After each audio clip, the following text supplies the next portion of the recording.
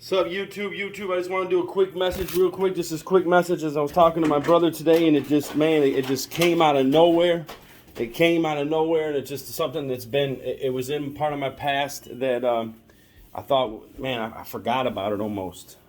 That's how good God is, but I just want to get on here and share it with you because I know it'll be encouraging to somebody.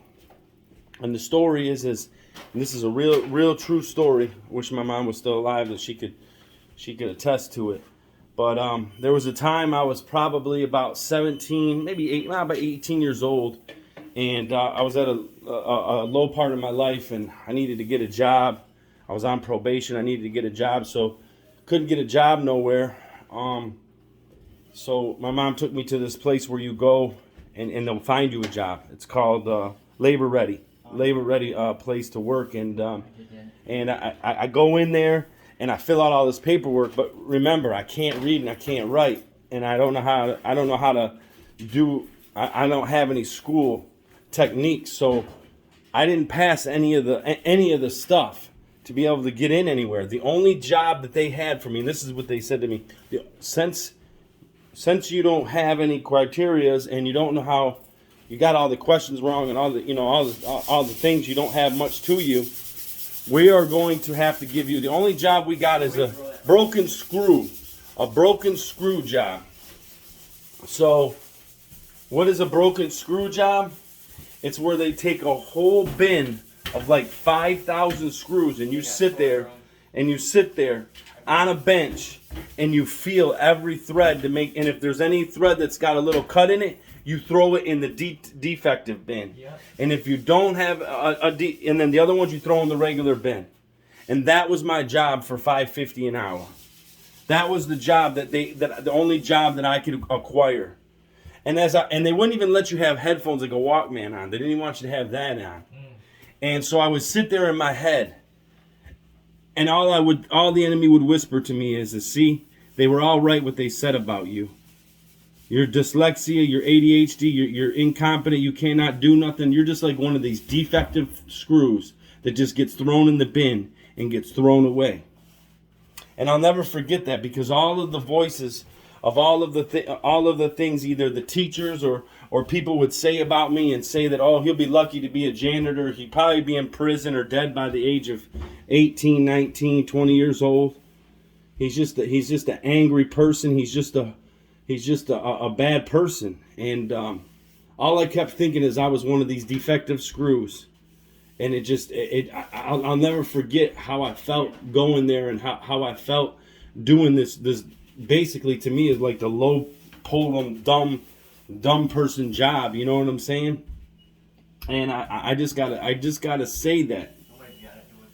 I just gotta say that, because you know what? At the end of the day, things don't define you. You know, I mean, today I'm a totally different person today. It's all because I surrendered to God. It's all because I stopped listening to that one voice that tells me I'm no good, that tells me you might as well go get high. You might as well go do this because you're no good. You're never going to be nothing. But defying the odds by being a child of God and allowing God into my life, I'm able to conquer things, because I can do all things through Christ who strengthens me. You're talking to a person that didn't even know how to read at the age of 25 years or 27 years old. And today I'm reading the Bible and interpreting it and understanding it because I have the Spirit to lead and guide me in it. So it's hard for me to say to somebody that's like, oh, I can't understand the Bible. Well, then maybe you don't have the Spirit, and you need to start asking the Spirit to lead you in it, because you're talking to somebody that can't comprehend anything. I still don't know my times tables. I still don't know how to divide. I still don't know how to do those things. I'm pretty sure if I learned, it would take me a lot longer. But I'm pretty sure if I prayed, I know I can do it. But I know I can do it. But God's got me doing what He wants me to do.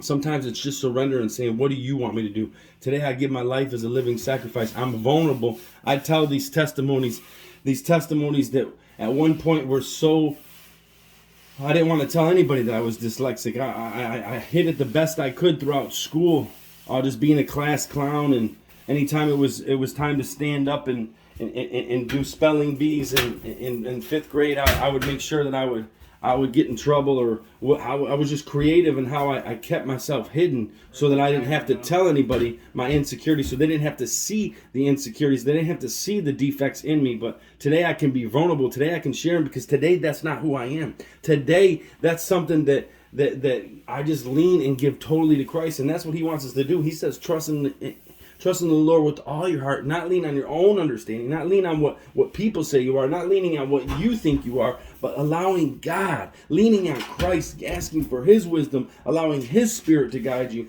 into what he created you for. So I'm not going to stand here long, but I just wanted to share that. Don't think that we're all a defective screw, because we're not a defective screw. He just wires us all different and makes us all different and gives us all a certain plan and a purpose. And we can take he takes our weaknesses and makes them our strengths today. See, the ADHD and the mind that wanders, and the mind that goes crazy. I mean, I can paint a whole house in my head. I can get this thing done because my mind is just going. My mind is flowing. My mind is productive to do these things. So that what is weak for some people in areas, I can just move fast and quick and get things done. And it's all because of him, giving it to him and allowing him to use my weaknesses for strength today. And just grateful for today. I'm grateful that I don't have to be that defective screw. I don't have to feel that defective way today. That I know that God has a purpose and a plan. The enemy wanted to take me out. The enemy wanted me to ruin myself and to make me feel that way, to keep me in bondage, to keep me defective. But God don't make junk. In the mighty name of Jesus.